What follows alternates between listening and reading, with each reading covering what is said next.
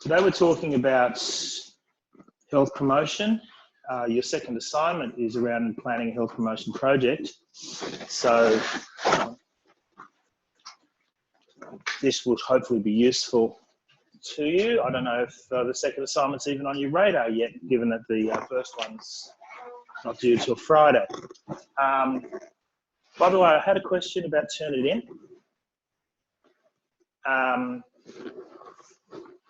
Essentially, when you open your submission folder and submit an assignment, it puts it through Turnitin for you.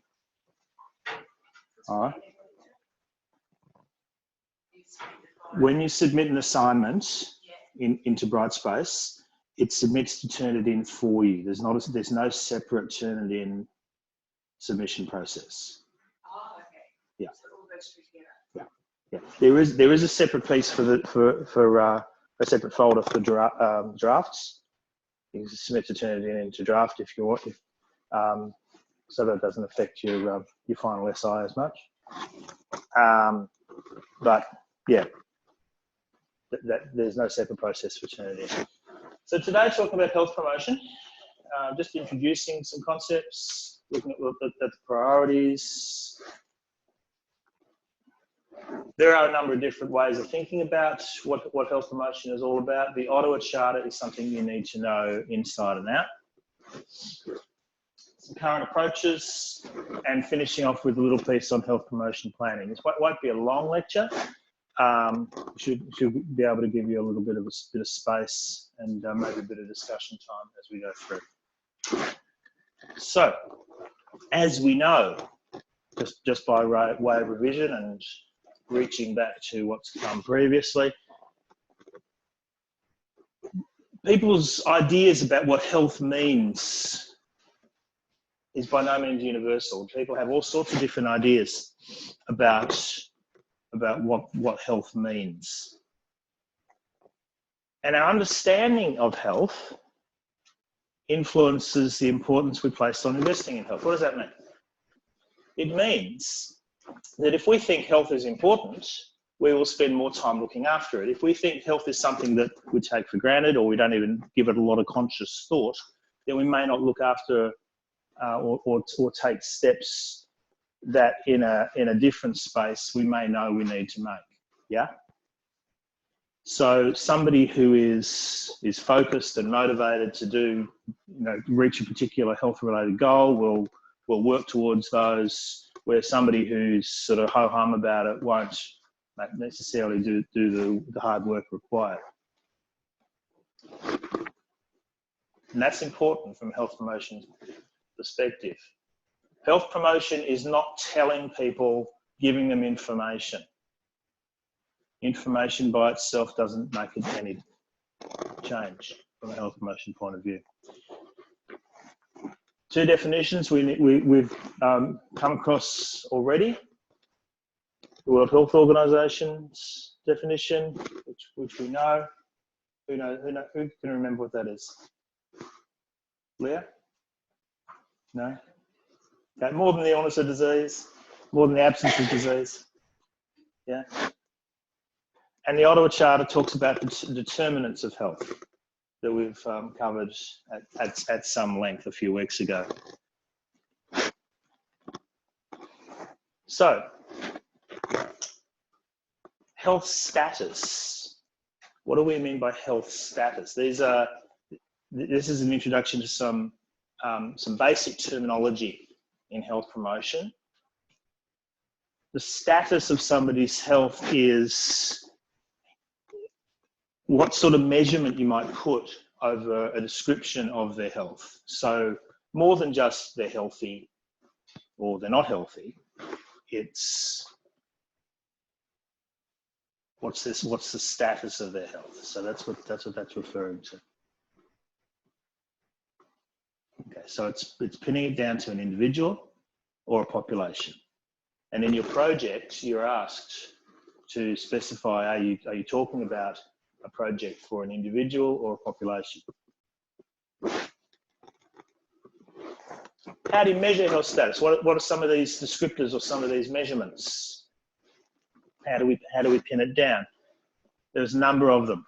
Life expectancy, I think we all know what that means. What length of life do we expect somebody to have? And these are affected by the determinants of health that we've talked about earlier. Health adjusted life expectancy. It's a little bit more complicated. We'll unpack that in a minute. Morbidity, we've come across morbidity, basically means illness. Mortality means illness causing death, I think. But we'll unpack those again in a minute. Disability adjusted life years, or DALYs. This is a term in health promotion that you will come across in the reading, and you need to understand what it means.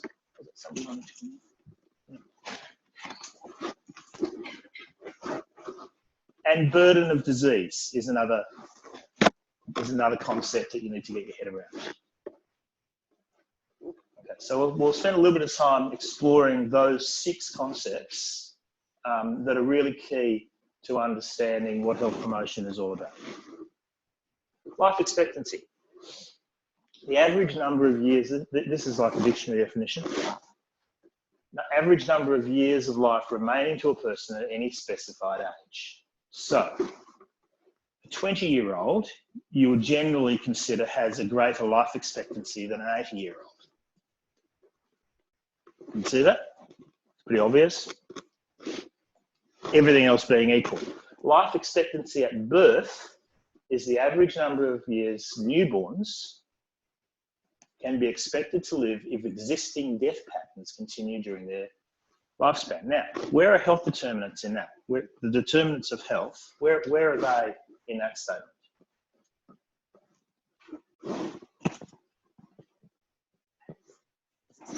Existing death patterns.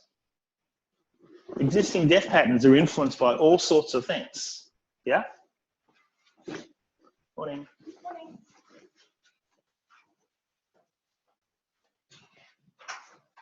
Including, who remembers some of them? What are some of the determinants of health that can influence the way death patterns are expressed in a society? Homelessness.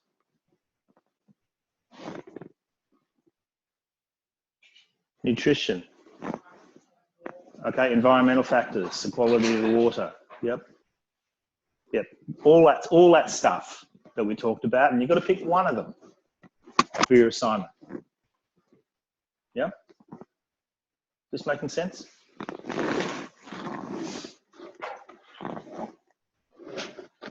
Here's a statement. Life expectancy in Australia has increased. True statement. Factual statement. During the last 100 years. Do you think people are spending these extra years of life in good health or in poor health? Question without notice. What do you think?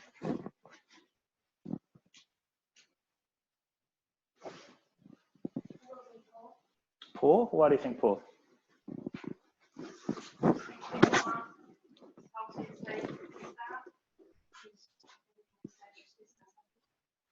Okay, so things these days aren't as healthy as they used to be? Yes, as much as we have longer. Okay, so longer doesn't necessarily equal better, yeah? We have medications and things like that can sort of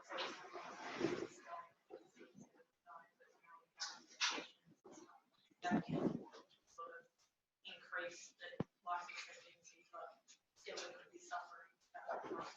Yeah. So it's like, it depends. Yeah, I mean, it's very much an it's dependence question. 100 years ago, almost unarguably, we had much less urban lifestyle than we do now. And there's all sorts of data and argument about how healthy or otherwise a rural versus an urban lifestyle is. Some people would argue that living in the country is much healthier. Other people would argue that you don't have as good access to services, so it's less healthy. The answer is probably somewhere in the middle. And it depends. But it's an interesting question to ponder. Does increased life expectancy increase years of life in good health? And we measure that. way we measure that is a thing called a health-adjusted life expectancy, or HALE.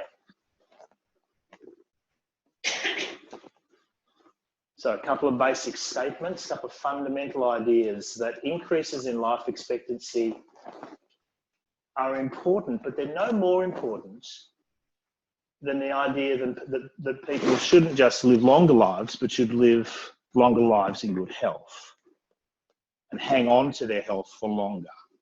And I think it is fair to say that if the average life expectancy 100 years ago was somewhere in the 60s, which it is, your average 60-year-old now is probably healthier than your average 60-year-old 100 years ago, who was sort of under some ground somewhere.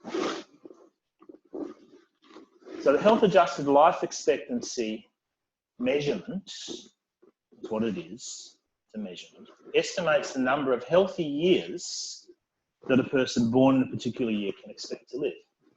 So for example, we have an equation that calculates a HALE, and that is life expectancy less years lived in unhealthy states. And that's just reworded there for you.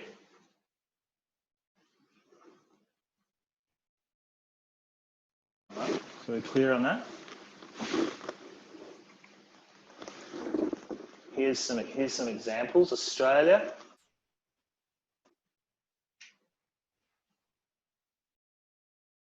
The proportion of a person's life spent in good health in 2007, we're about the same as the Netherlands, a bit more than Italy. So roughly 91.5% of a person's life in Australia is spent in good health, compared to just over 90% in Austria and the US, and nowhere near as good as these countries up here that are bumping up 92.5. But it's pretty good overall.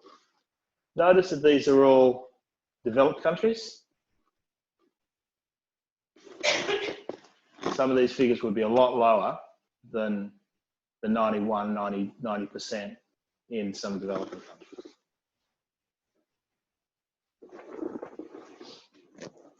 Here's another one doing the same,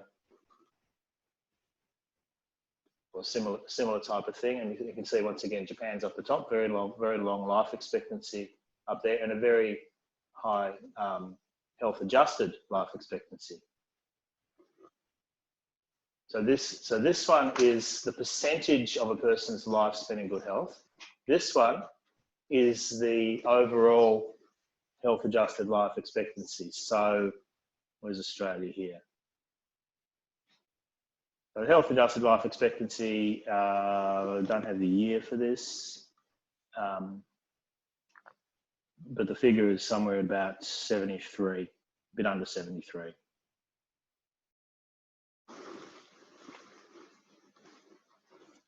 This is a fairly complicated diagram that basically talks about the green being health expectancy. Before 1925, everywhere except the Netherlands, we have no data.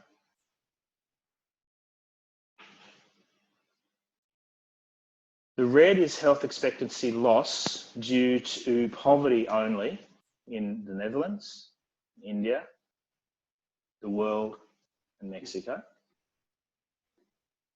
This is health expectancy loss due to environmental factors, food, water, vector-borne diseases. Do people know what a vector is?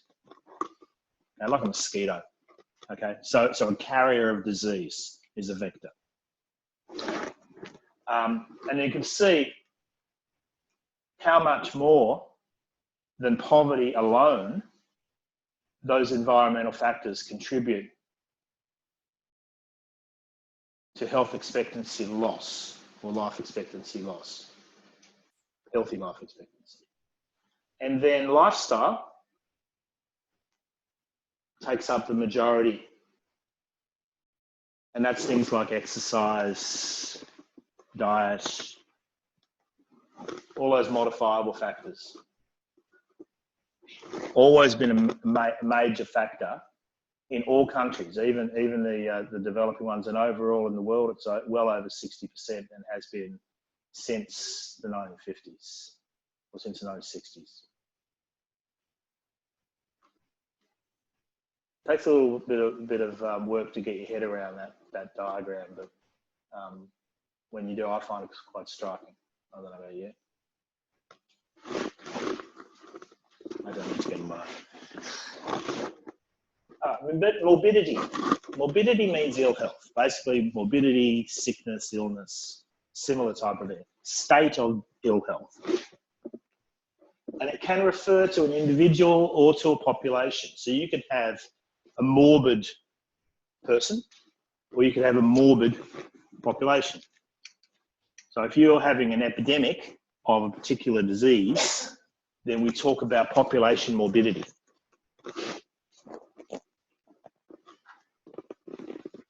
You can have morbidity affected by one particular illness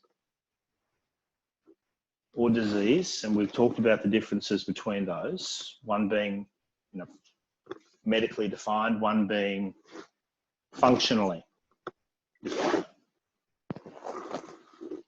Morbidity can be affected by disability as well, which we'll talk about in a minute, and we'll talk about as we go through the coming weeks.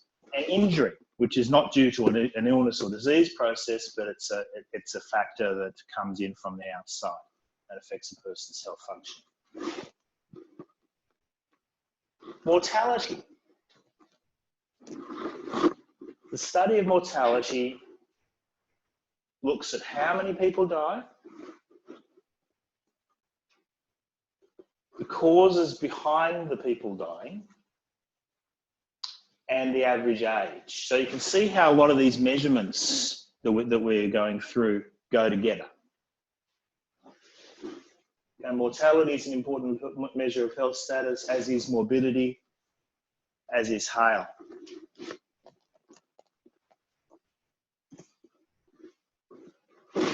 You got that? So to the complicated ones: burden of disease and dailies, disability adjusted life years. So the burden of disease is the effect a condition or disease has on health through two things: the years lost from premature death, so the effect on life expectancy, and the years spent in poor health.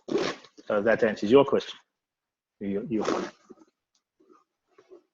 Conditions that have the greatest effect on health overall are said to have the greatest burden of disease. Who's heard that term before? Anybody heard the term burden of disease? Where have you heard it? Yeah. In what context though? Did you sort of social or health-related courses? Yeah, yeah. So when you hear burden of disease, it's like the load that it puts on you. How heavy is the disease on an individual or a society? That's the sort of idea that's conjured up when we hear the word burden. Yes. Okay, and that's what it means. It's how heavy is the disease. Heavy in a very sort of defined, measured way. One daily disability adjusted life year equals 1 year of healthy life lost due to a disease or injury. That is, if the disease or injury wasn't there, the person would live 1 year longer. So you might have heard talk about smokers, you know, having a decreased life expectancy or decreased healthy life expectancy. So there would be a daily associated with that. Similarly, night shift workers. There's data to suggest that they live shorter lives and less healthy lives because of the impact of vitamin D. Yes.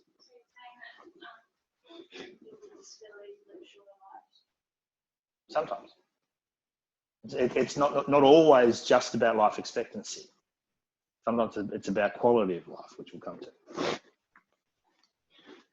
it's not just, and this is just what I'm saying, it's not just about the years of life lost overall, the YLL. So when you think daily, it's a combination of the years of life lost, but also the years of life spent living with a disability or an illness. So YLL and YLD go to make up a daily.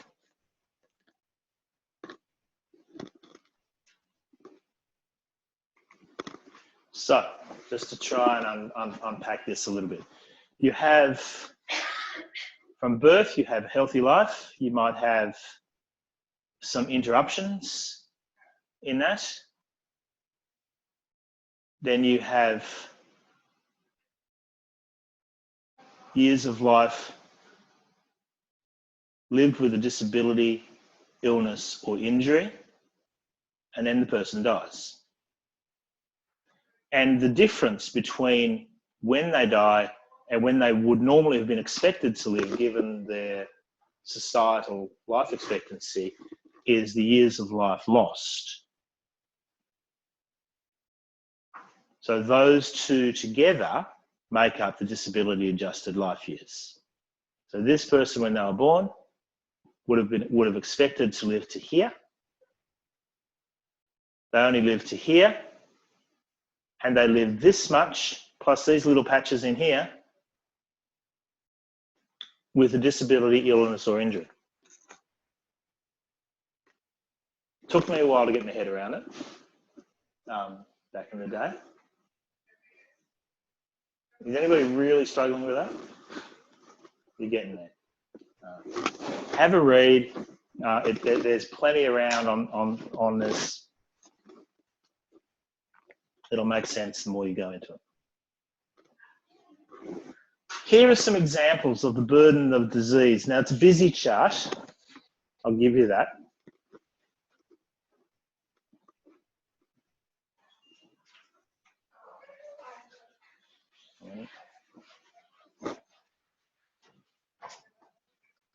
Let's give you a bit of time to digest some of this. So, high blood pressure contributes to a disability adjusted life years as a percentage from, which one is that? Not really sure.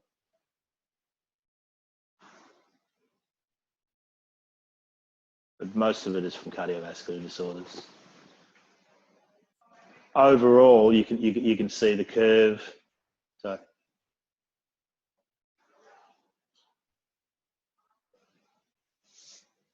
So the highest burden of disease is not necessarily relating to mortality, but morbidity as well. The highest risk factor is high blood pressure. The second highest, tobacco smoking, alcohol use, household air pollution, diets low in fruit, high BMI, and so on as we go down.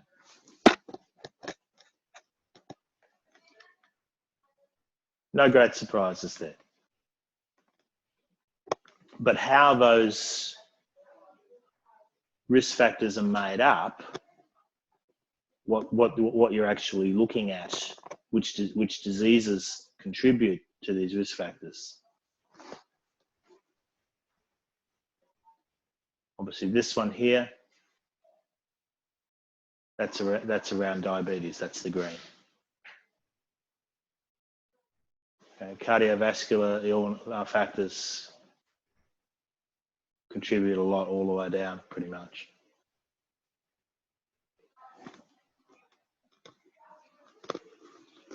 This one might be a little bit easier to follow. This is around burden of disease.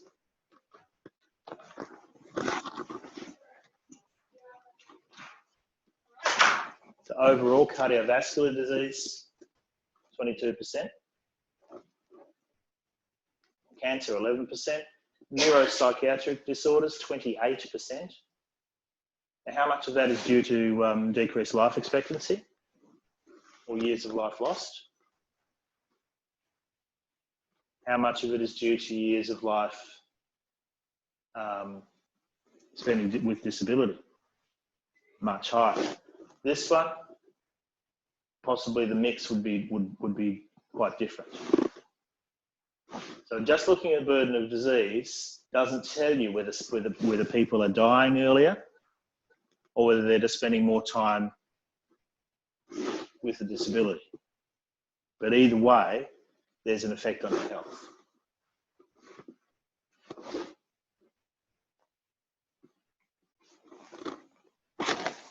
We talk about trends. What's a trend? In a health sense, what do we mean by a health status trend?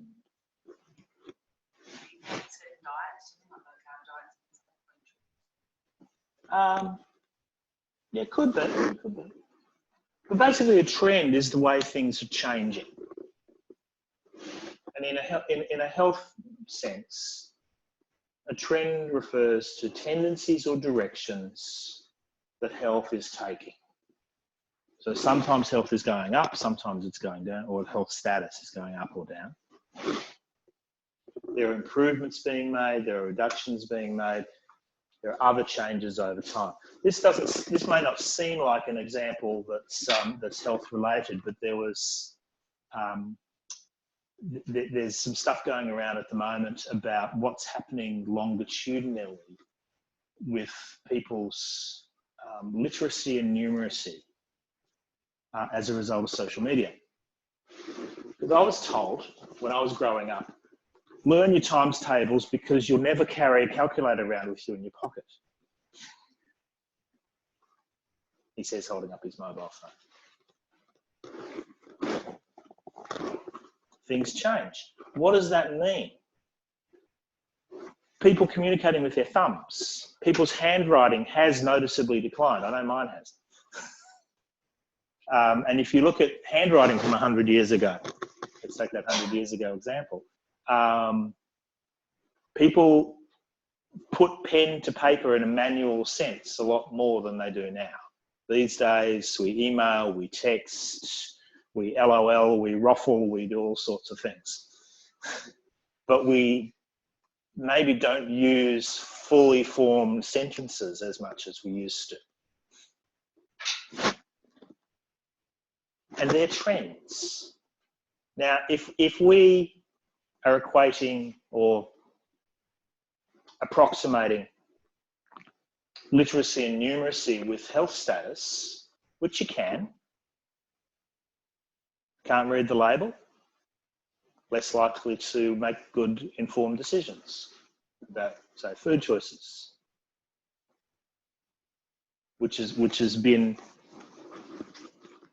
an issue around all sorts of things. You look at the plain paper packaging debate around cigarettes. Maybe people are distracted or misled by advertising. And arguably people would be less prone to do that if they were more educated to make informed decisions. Very much an unwinnable argument, but the argument is out there. Okay, so tendencies or directions in health, such as increases or decreases, improvements, reductions, or other changes over time. And it might be changes from, say, a meat-dominated diet to a vegetarian diet, or a naturally processed foods to canned or factory-produced food. And there's data around, for example, that the nutritional value of a lot of foods has deteriorated over time with the advent of factory farming. So, many different definitions of health, as we know. The interrelation between the physical, the social, and the mental dimensions of health need to be taken into account. You can't have a person healthy in just one of those areas and missing out in the others and being considered to be doing okay. There needs to be a measurement of the health of an individual or a population when we're doing some health promotion work, and that's referred to as a health status. And there are various ways of measuring health status that we've covered. So, to health promotion. The World Health Organization defined health in 1948 and refined their definition in 1998. So these are the key moments in the development of health promotion. The Declaration of Alma-Ata in 1978 unpacked what health promotion was all about. It's the blueprint for primary healthcare. And it created a document that was titled Health for All by the year 2000. This was in 1978. So the year 2000 in 1978 seemed a long way off. I remember 1978, and I thought at the time, my goodness, I'm going to be so old in the year 2000. And now it's ancient history. The Ottawa Charter, you've come across again a few times, laid down the principles of health promotion that are still being followed, and it was in turn followed by the Jakarta Declaration in 1997, when they realised that this was actually only 3 years away and wasn't really going to happen. So they needed to reset their settings. So the Ottawa Charter, which you need to be across, and I think actually in the assignment question is mentioned, and you need to refer back to which component of the Ottawa Charter you're addressing in your project. Defines health as a positive concept, emphasising social and personal resources as well as physical capacities.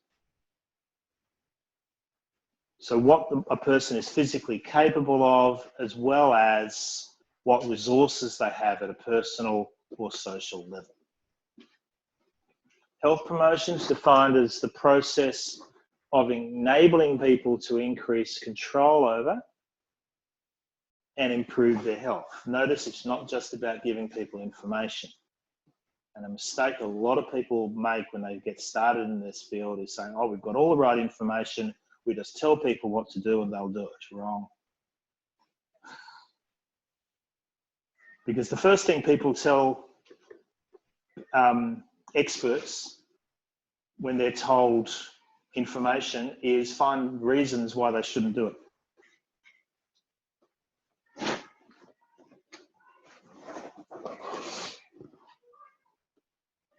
These prerequisites for health you should be familiar with by now. There's a little bit of wiggling around the specifics, but generally peace, shelter, education, food, income, stable ecosystem, resources that are sustainable, social justice and equity. And once again, they're things that you don't normally think have anything to do with health.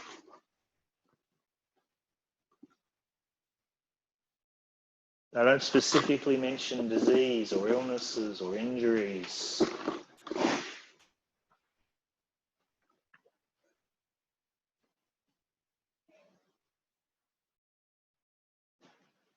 Some examples of some actions that can be taken from a health promotion point of view.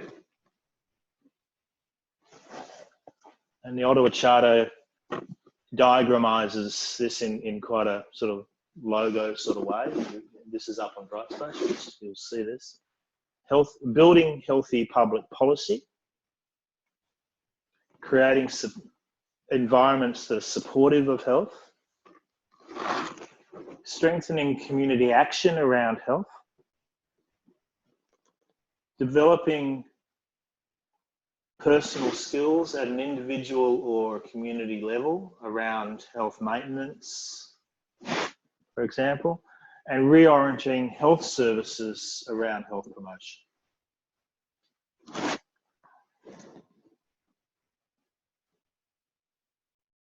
Okay, so there's 1, 2, 3, 4, 5 factors to that.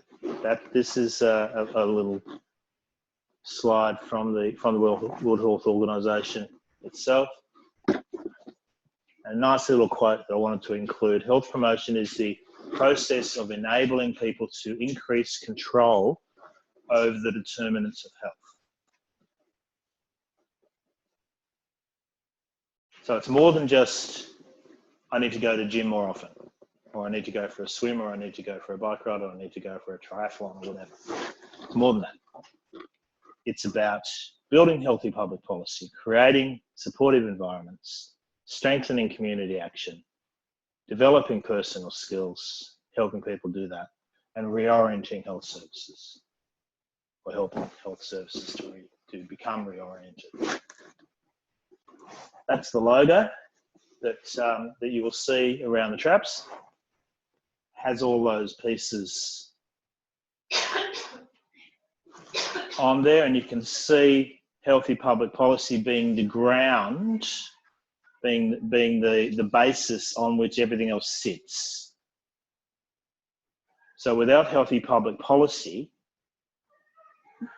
everything you try to do with your health services or your environments or your social skills or your actions is going to struggle. And what needs to happen alongside all of those things, all 4 of those, is some enabling, some mediating, and some advocacy.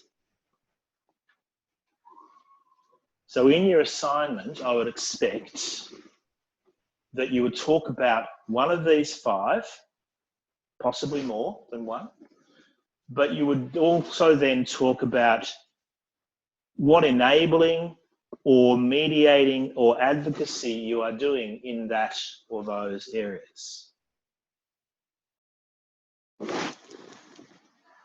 Okay, so let's go back. Here are the prerequisites for health.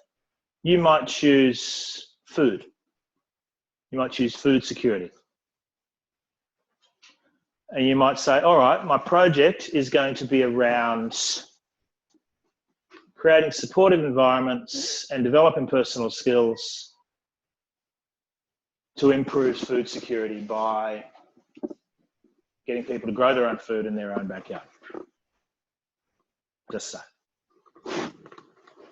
What enabling activities would there be that help that along? What mediation might there be between people that, maybe different neighbours that don't like you sort of planting fruit trees on your nature strip, which happens in some parts of the country?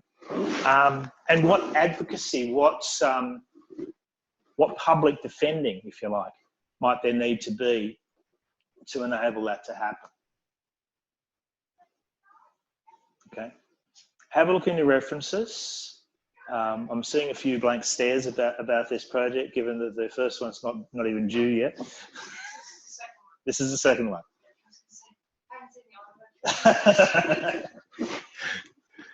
Yeah. Yeah. But that's essentially the structure. You've got your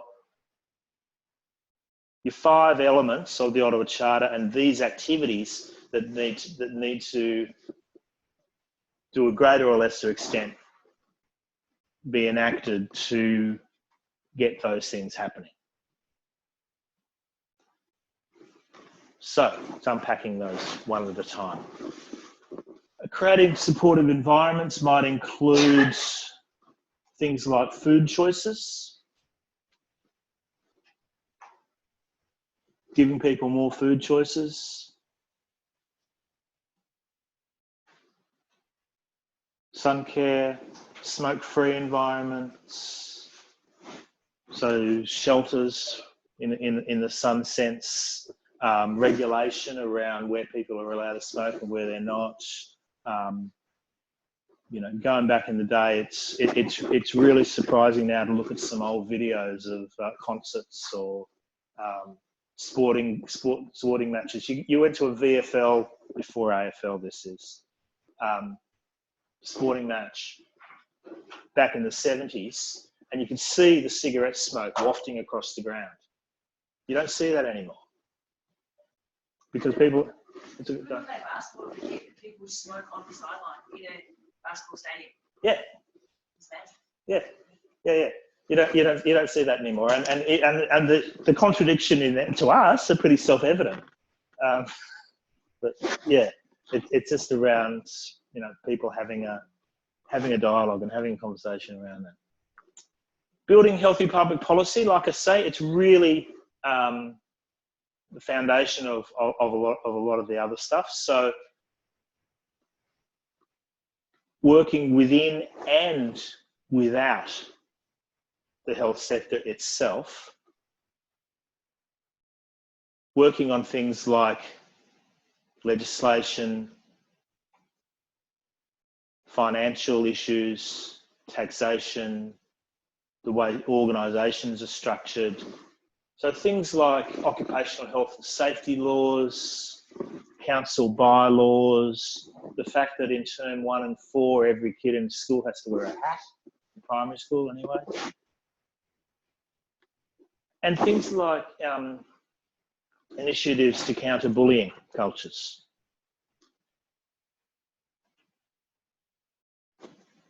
They're around building healthy public policy. Reorienting health service, we talked about the difference between prevention and cure, and a rebalancing between health promotion activities and treatment activities of health services is a health promotion function. Thinking about how we can work with other sectors, that is other areas of work that, or community work that have an impact on health. So depending on what your project is, there might be, okay, so how do we look at, say, public transport, for example, or the education system, or something that's outside the health system itself? How do we break down silos? Do people know what I mean by that? A silo is essentially that we're in our little box and we don't communicate with anybody outside the box. Breaking down silos means that we realise that it's part of our business to talk to other, what's termed stakeholders, people that have a stake or have an interest in what we are doing, and we should have an interest in what they are doing because we affect each other. And that can arise in some quite unexpected ways. I remember doing a dual diagnosis project, comorbid mental illness and drug and alcohol use or abuse. And we did some cross-sectoral work with the homelessness sector, with juvenile justice, with the not-for-profit sector, as well as obviously clinical mental health and drug treatment. And there was interest from all over. You know, we got sort of calls in from the Department of Infrastructure saying, how can we stop people suiciding by jumping under trains? Big question, really difficult question, because you can't, unless you spend $1 squillion, put every train in a hermetically sealed tube.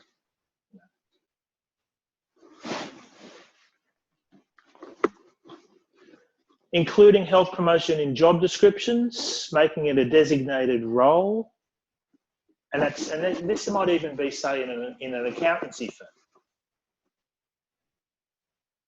How do you include health promotion in the job description of somebody who's working in financial services? You don't have to answer that, but just ponder on that. That's the sort of thing that gets done in the reorienting of health services.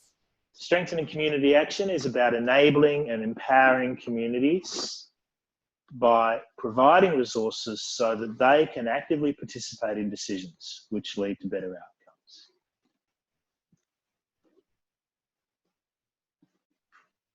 Does no jab, no play do that? People know what I'm talking about? Yeah? Arguably it doesn't. Arguably it's a big stick the government has put over people to say, all right, there's too many people not getting vaccinated, so we're going to stop trying to educate people and just say, well, you can't have the money if you don't do it. And it's interesting, the reaction in some quarters now has been, well, we're going to set up our own childcare centres specifically for people that haven't been vaccinated. And it's interesting to see how long that'll go. Well, there is that. Yeah, absolutely. Yeah.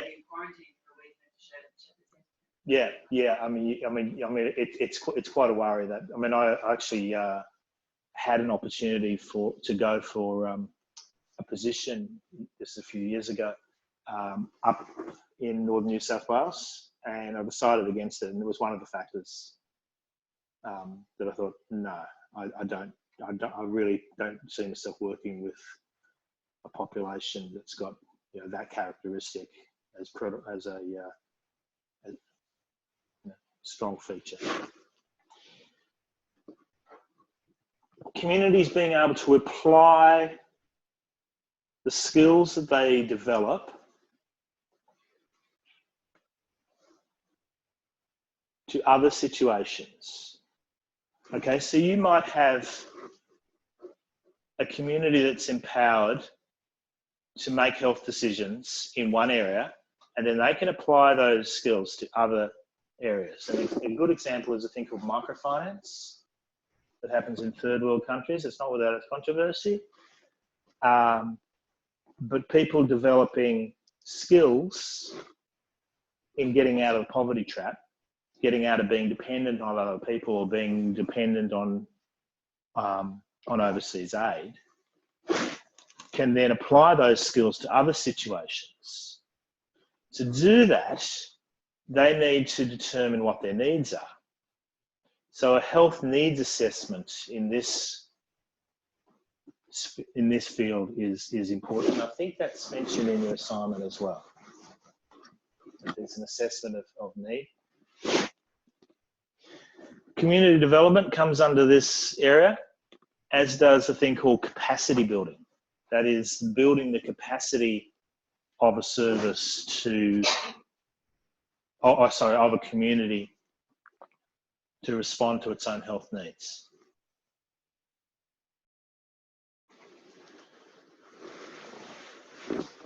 Why have I said that developing personal skills is the one we're most familiar with? Why have I said that? Yeah. Because we're better at working with individuals than we are with working with communities. As healthcare workers, we're trained and we're told, maybe nurses not so much, but certainly other professions, are told that you're the experts. You know more than the average Joe Public about health issues. So it's up to you to provide information, education, and skills. It's interesting that people who gain skills in health maintenance and healthcare are often the least likely to use them, to need them.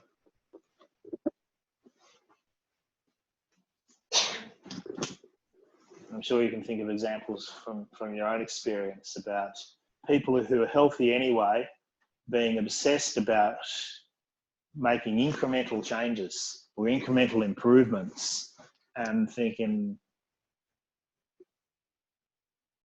you know, compared to the average, you're doing great. Don't beat yourself up over this. It'd be, you know, you get better bang for your buck at a community level, increasing people who are doing really badly just a little bit than you do by increasing the health of people who are already doing pretty well.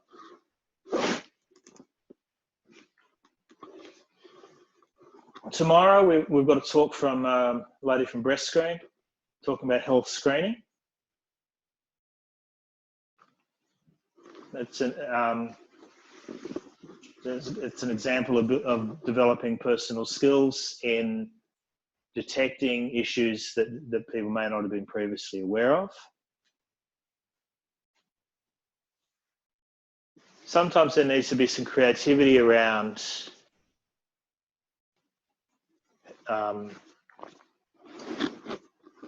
how to develop people's personal skills. For example, getting people more physically active may require getting people out and finding out what sort of physical activity they're actually willing to participate in or able to participate in given their lifestyle.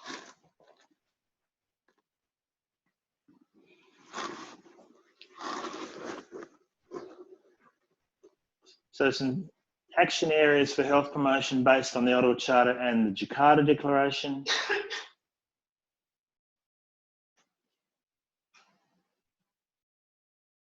Talked about the first 5. So from here, promoting social responsibility for health is one that came up in 1997. So health is a social responsibility. It's the responsibility of a society to take account of its own health.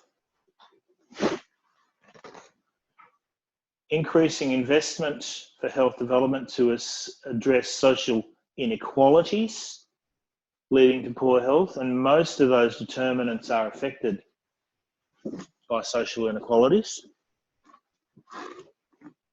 as we've seen. Consolidating and expanding partnerships for health. So like I was saying before, getting out of our siloed mentalities of thinking this is my territory, that is not my territory, to thinking we are all interdependent here and we all need to get better at working together around improving health. Strengthening communities and increasing community capacity to empower the individual. So it's not just about the individual by themselves, and it's not a matter of blaming individuals when they become unhealthy. It's about saying to the individuals within a community that you are part of a community, and the community that you're a part of needs to have its capacity increased in some circumstances in a health-related direction. An example of that was, I went to the Warrandyte Festival on the weekend. And as a way of the community coming together and maybe sharing activities that the rest of the year they don't really have much to do with each other. I think probably the key example of that for me was I had this water slide that was just going down the hill, big hill, and just all sorts of people mixing in together and just having a good time. And they probably didn't, a lot of them probably didn't know each other's names any other time. So community building activities like that can make a huge impact. People getting to know each other. Securing an infrastructure. So some actual funding, actual venues. I noticed the other day the Anti-Cancer Council has moved, and it's a little sad because the old building on the corner of where is it, Victoria Street and Rathdown Street, still says Anti-Cancer Council, but it's got graffiti all over it, and it's obviously derelict, and there's a little sign saying they've moved down to St Kilda Road, which I didn't know. But they've obviously, been supported to the point where they've outgrown that venue and they've had to move to a bigger one. That's definitely a health promotion activity. The Victorian Health Promotion Foundation, who knows what it's called? Vic Health. Actually, initially it was a little bit controversial because it was initially funded wholly with money from tobacco sponsorship, of the tax revenues from smokers. So it was a little bit controversial for a while there, but they've broadened their base since then. So a health promoting way of working involves working with the community to identify the priorities, supporting local initiatives, find out what is already happening. This isn't actually a bad structure for you to look at for your assignment, if you wanted to. Certainly worth considering. Find out what people already know, why do they think it's important, sharing information, assisting with skills development, doing some research, planning some community action, and giving people assistance to locate resources if they need that help.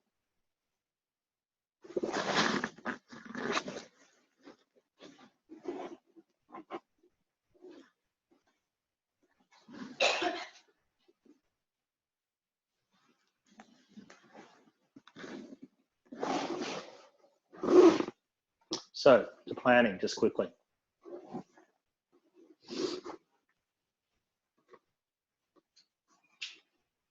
Fairly obvious statement. If you do some planning, you'll end up with a plan. If you don't do some planning, what's the statement? You can, if you fail to plan, you're planning to fail. Is that how it goes? You should get the answer to 3 questions from your health promotion plan. That is, what are you trying to achieve? What are you trying to do? Where do you want to get to? Second question, what am I going to do? How am I going to get to where I want to go? And third, how will I know whether I've been successful? That's the evaluation piece. And all sorts of health promotion activities and other community development activities have been criticised in the past and in the present for not including that third one, because it's seen as an unneeded add-on.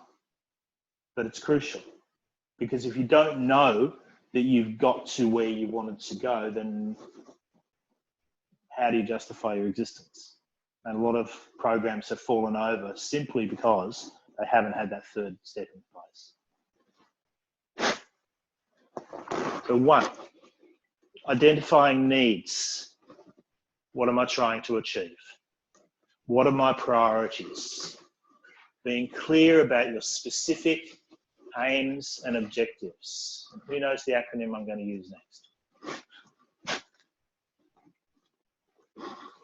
I'll come to it in a minute.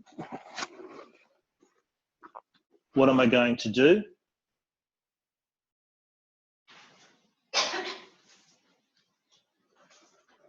Essentially, select the best way of achieving the aims. And there's often a variety of ways that might be possible. So talk about what are some of the variety? Why have you chosen the one you've chosen? What resources are you going to need? What's your action plan? Who does what when?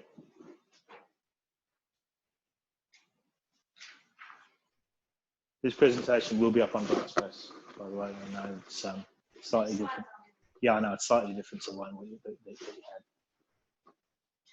but it will be. I actually, this is actually a combination, because we've got the breast screen people coming tomorrow. This is a combination of today's lecture and tomorrow's lecture. It's having it all in one.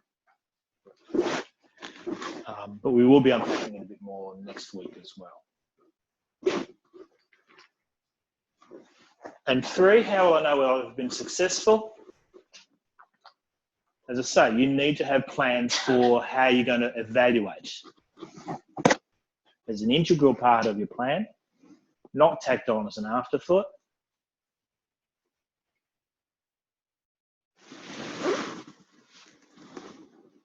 If you don't plan for it from the outset, you won't be able to capture the data you need, because some of the data you need is at the start. You need baseline and then changes from baseline. Very difficult to do good evaluation retrospectively.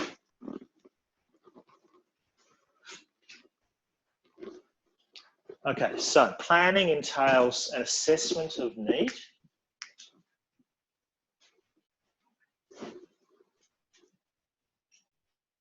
A statement of what it is that you intend to achieve. That is, what are your aims? What are your actual objectives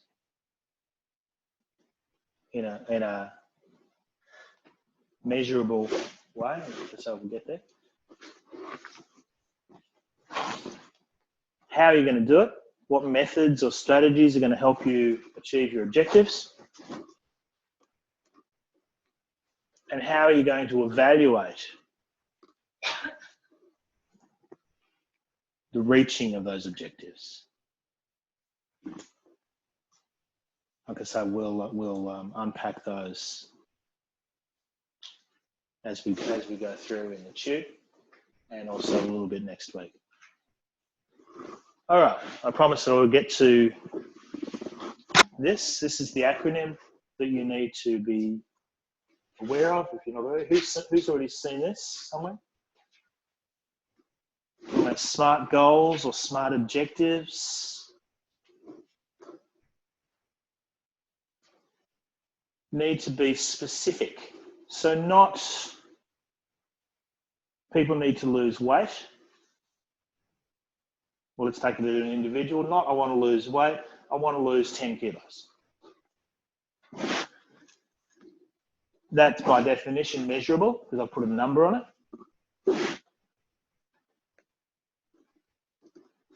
It's achievable. I haven't said I want to lose half my body weight. All right. So there's a show on TV these days where people lose masses of amounts of weight in quite an artificial environment where they're put on an island somewhere. I don't know. I don't watch it. People lose masses of amount of weight, and people watching those shows, I think it's easier than people who don't watch those shows to think that maybe this is achievable for me when it's really not. So what you're setting in place is not a reality. Always chortle at that word. A reality TV show. But it's something that's an achievable objective for the population that you're talking about. It's realistic in the context that's happening, and there's a time frame around it. So you said in the next 12 months. Now, obviously, for your assignment, you're not going to be able to actually run the project. So this is all going to be prospective. This is all going to be about the way you would do it. but that needs to be included. I'm pretty sure SMART objectives are included in the assignment outline. So, diagrammatizing that word, putting it in a diagram for people that like a bit of pictures and movement. If you can go from a needs assessment to planning. We haven't talked about risk and protective factors, but we will. But your planning needs to be inclusive of the SMART goals and which components of the Ottawa Charter you're addressing. Whether the implementation is being done with an individual, a group, say a group of smokers, there might be a group, a particular community, I don't know, Sudanese, say, or it might be to do with an entire population. And obviously the complexity goes up the bigger the group that you're choosing. And then the evaluation, 4 types that we will talk about. Formative, so the evaluation that goes on during the process. Evaluation of the process itself at the end. How has the implementation gone? How did the planning go? How did the needs assessment go? What was the impact? So were the goals met or achieved? And the outcome, what else? What else happened as a result of the project that we didn't foresee? This is known as a measuring impact evaluation structure, which is from the World Bank. And it's used in a lot of overseas aid projects, a lot of community development projects all around the world. All right, that's probably enough. Certainly my last slide. And I will put these up on Brightspace for you.